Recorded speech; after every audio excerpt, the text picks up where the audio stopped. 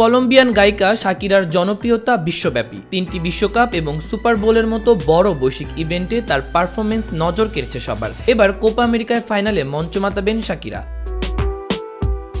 আগামী 14 জুলাই অনুষ্ঠিত হবে কোপা আমেরিকার ফাইনাল। এর মধ্যবিরতিতে মঞ্চ মাতাতে দেখা যাবে পপ তারকা শাকিরাকে। বিষয়টি লাতিন আমেরিকার ফুটবলের মহাদেশীয় নিয়ন্ত্রক সংস্থা কনমেবল থেকে ইতোমধ্যেই নিশ্চিত করা হয়েছে।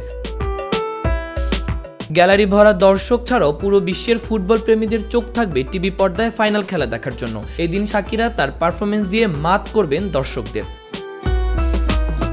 মিয়ামির হার্ড রক স্টেডিয়ামে বসবে ফাইনালের আসর। ফাইনাল ম্যাচ প্রায় 54,000 লোক উপস্থিত থাকবে বলে ধারণা করা হচ্ছে।